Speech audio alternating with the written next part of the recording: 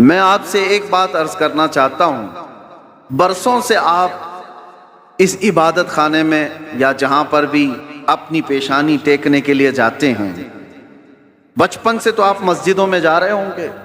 ایک مسجد ایسی کوئی مجھے بتا دو جہاں خدا کی کوئی تصویر لگائی گئی ہو، کہیں ہے؟ چلو یہاں نہیں ہے تو مولانا نے کبھی شکل بتائی ہے کہ اللہ ایسا ہوتا ہے، خدا ایسا ہوتا ہے؟ نہیں بتایا۔ یہ پوری دنیا کی واحد قوم، ایک ہی قوم ایسی ہے جو بنا دیکھے سجدے میں چلی جاتی ہے۔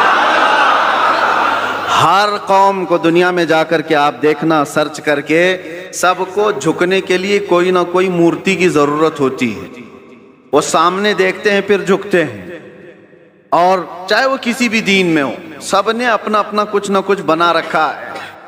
عیسائی اگرچہ خدا کی عبادت کی بات کرتے ہیں، لیکن انہوں نے مریم اور حضرت عیسیٰ علیہ السلام کی بھی مورتیاں بنا لی ہیں۔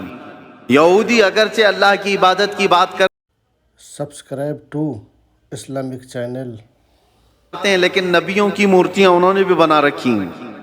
جتنے مذاہب ہیں انہوں نے سب نے اپنی اپنی جھکنے کے لیے کچھ نہ کچھ چیزیں بنائی ہیں۔ یہ پوری دنیا میں ایک ہی قوم ہے، ایک ہی قوم ہے۔ اسی لیے تو میں عرض کرتا ہوں میرے عزیزو، اللہ تبارک و تعالیٰ نے ہماری اور تمہاری فضیلت میں قرآن کی شروع کی آیتوں میں فرمایا یؤمنون بالغیب، یہ وہ لوگ ہیں جو غیب پر ایمان رکھتے ہیں۔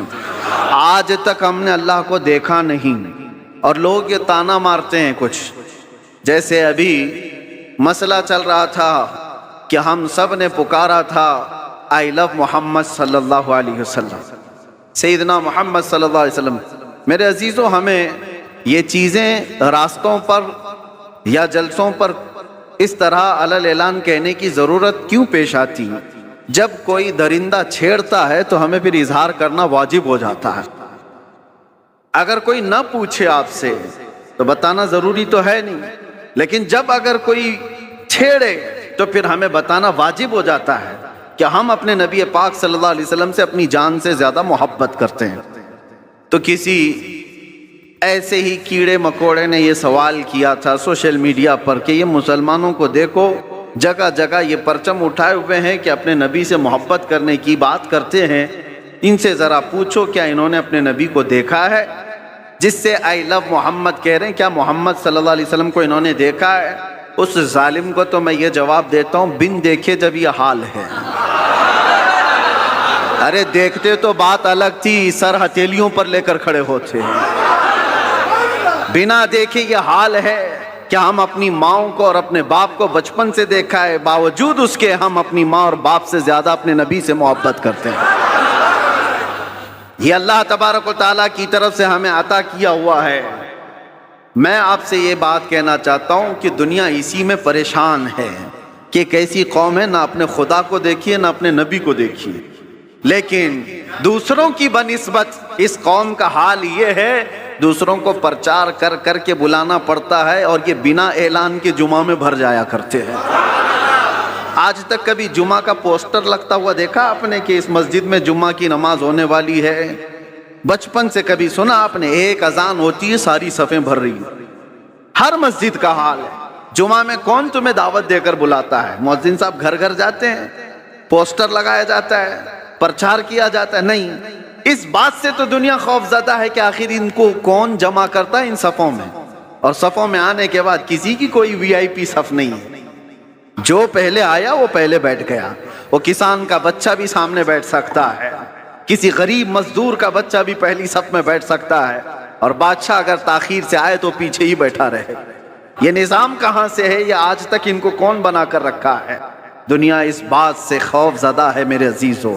یہ وہ چیزیں ہیں، جارج برنارڈ شاہ ایک بہت بڑا مورخ ہے انگریز، اور اس نے یہ لکھا ہے کہ بہت سارے دنیا میں ریولیوشن آئے، دنیا میں بہت سارے انقلاب آئے، بڑی بڑی شخصیتیں آئیں، جیسے مارکس کا، لینن کا، اور بھی کئی ایسے بڑے بڑے شخصیات آئی، انہوں نے دنیا کے نظام کو بدلنے کی کوششیں کی، لیکن ان کا انقلاب، ان کا ریولیوشن 100 سال سے زیادہ تک نہیں چلا۔ ان کے اپنے شاگرد جب تک تھے تب تک ان کے انقلاب میں دم تھا، जॉर्ज बर्नार्ड शॉ कहता है दुनिया में एक ही इनकलाब मैंने देखा है 14 सदियों के बाद भी आज भी पूरी ताकत के साथ कायम है, और वो इनकलाब है मक्का की सरजमीन से उठा हुआ, मोहम्मद रसूलुल्लाह की जुबान से लाया हुआ, और मदीने के बादिया नशीन बगैर चप्पल के एक लिबास में चलने वाले वो सहाबा का लाया हुआ इनकलाब है।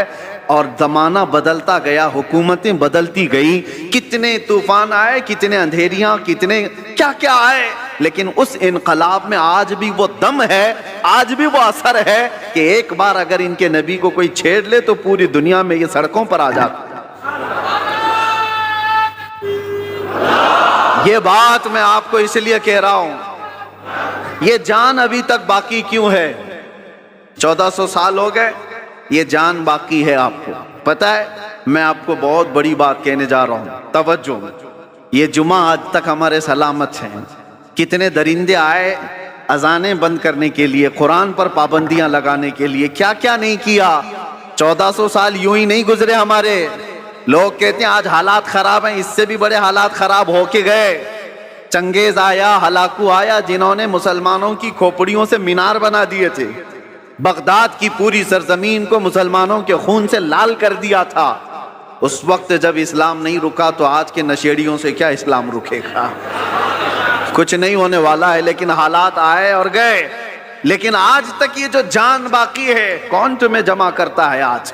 वैसे तो मुसलमान किसी की जल्दी मानने वाले नहीं, किसी को कायद भी नहीं मानते।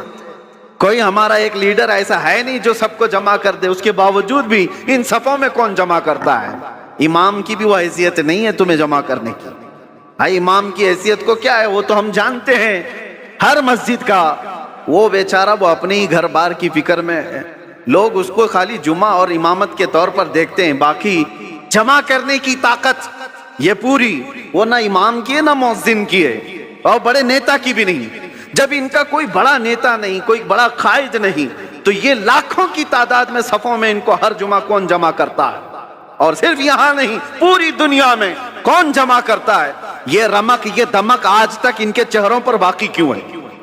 आज पूरी दुनिया तुम्हें आतंकवाद का एक लेबल लगाने के लिए क्या क्या नहीं हरबे इस्तेमाल किए, पूरी मीडिया का इस्तेमाल किया।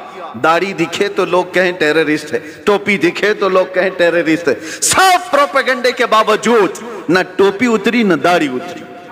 आज भी है या नहीं है? इसलिए मैं बताना ये चाहता हूं कि ये रमक, ये दमक, ये जान आज तक बाकी क्यों है? इसलिए कि हमारा रसूल जिंदा है तो दीन भी जिंदा है।